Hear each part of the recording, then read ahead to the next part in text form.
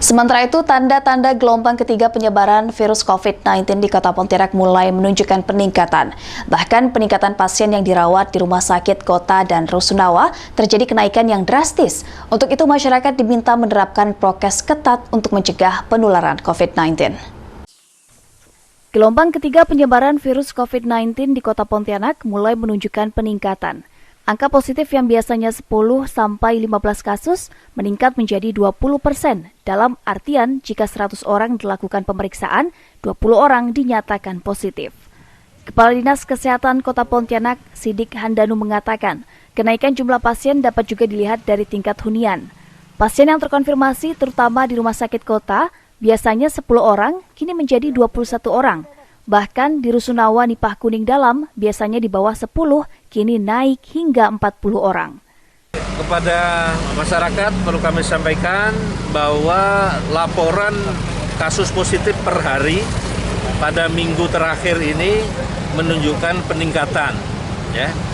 Dalam rilis kami yang terakhir, yang kemarin juga sudah kami bagikan, dalam waktu 1 bulan itu ada tanda-tanda, sekali lagi ada tanda-tanda akan terjadinya gelombang ketiga. Ya. Jadi gelombang kedua di Kota Pontianak itu terjadi pada Oktober-November, kemudian pada awal bulan April sampai pertengahan itu ada grafiknya menunjukkan peningkatan. Jadi ada lonjakan. Kalau kita tidak hati-hati atau tidak bisa menghentikan, itu akan bisa timbul gelombang ketiga sebagaimana yang terjadi di bulan Oktober-November. Itu indikasi pertama. Indikasi kedua, positif rate-nya kita meningkat. Biasanya positif rate-nya antara 10 sampai 15 ya.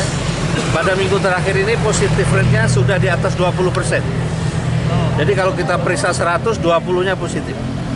Yang ketiga, angka hunian rawat inap kita naik. Jadi kalau kemarin saya bilang angka hunian rawat inap belum ada peningkatan, dalam waktu 2 hari ini terjadi peningkatan.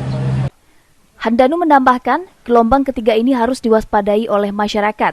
Jika grafik ini terus meningkat, maka akan terjadi ledakan kasus COVID-19. Untuk itu, penerapan prokes ketat menjadi salah satu solusi memutus mata rantai penyebaran COVID-19. Dari Pontianak, Barlian Pasore iNews melaporkan.